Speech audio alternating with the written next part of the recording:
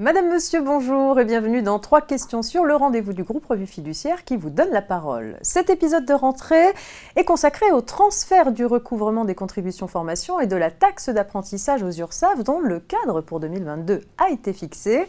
À mes côtés, pour répondre aux questions qu'il a suscitées, j'ai le plaisir d'accueillir Catherine Sebat, rédactrice en chef adjointe de la revue RFPay. Bonjour Catherine. Bonjour Marianne. Alors pour commencer, est-ce que vous pourriez nous faire une petite présentation de cette mesure, s'il vous plaît Catherine ? Bien volontiers.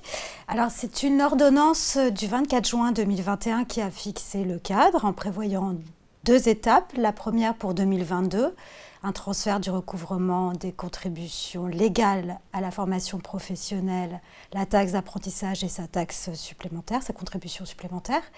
Et une autre échéance plus lointaine pour 2024 et qui concernera à ce moment-là les contributions conventionnelles à la formation professionnelle et au dialogue social, mais ce transfert pour 2024 sera sur option des branches professionnelles concernées. Donc en fait, le principe sera qu'on ne versera plus ces contributions aux OPCO, mais à l'URSSAF. D'accord.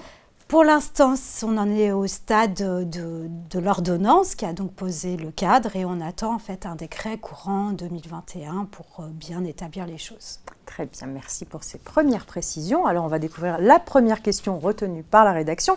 C'est celle d'Isabelle, expert comptable, qui nous demande « Quid des contributions formation supralégales de certains secteurs d'activité ?»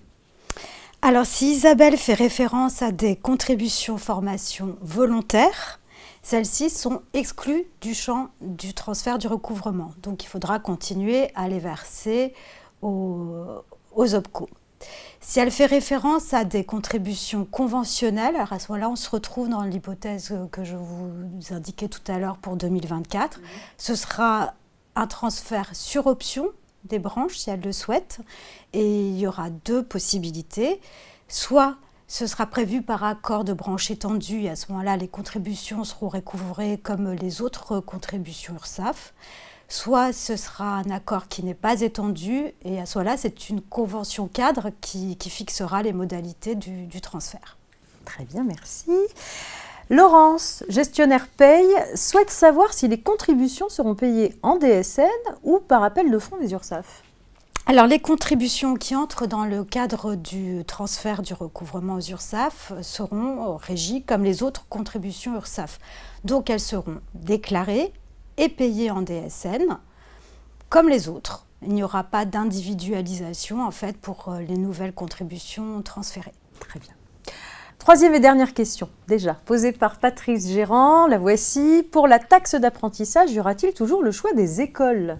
Oui, le principe du choix est bien prévu, mais pour l'instant, on ne sait pas tout exactement, il faudra attendre le décret. Néanmoins, ce que l'on sait déjà, c'est que l'employeur aura toujours la possibilité d'imputer sur le solde de 0,09% de taxe d'apprentissage, hors Alsace-Moselle, qui correspond en fait à la fraction de 13% de la taxe d'apprentissage.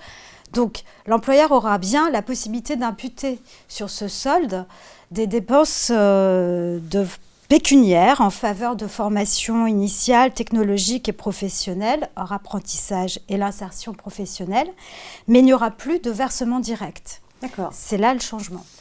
En fait, la Caisse des dépôts et consignations mettra en place un service dématérialisé et l'employeur désignera via ce service les établissements qui seront bénéficiaires de ces sommes. D'accord. Donc voilà, il faut d'abord attendre la mise en place par la Caisse des dépôts et consignations.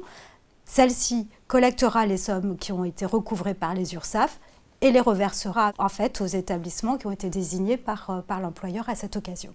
D'accord. Voilà. Et pour ce qui est aussi des subventions versées au CFA, sous forme d'équipements et de matériel conforme aux besoins des formations dispensées, c'est-à-dire cette fois-ci les versements en nature. Alors là, il y a bien aussi le principe d'un versement direct, mais on ne sait pas encore exactement tout, il faut attendre le décret. Décidément, ce décret est très attendu. Et bien, on sera amené à se revoir. Exactement. Merci beaucoup Catherine pour l'ensemble de ces précisions à nos abonnés. C'est la fin de ce 3 questions sûres. Alors pour retrouver l'ensemble de ces informations, n'hésitez pas à vous reporter au dossier de RFPay 317 du mois de septembre ainsi qu'au feuillet hebdomadaire du 8 juillet. Et puis aussi, pensez à vous abonner à la chaîne YouTube du groupe Revue Fiduciaire et surtout à activer les notifications pour être prévenu dès qu'une nouvelle vidéo est disponible. Quant à moi, je vous donne rendez-vous la semaine prochaine avec une nouvelle thématique à découvrir dans votre newsletter. Excellente journée à toutes et à tous.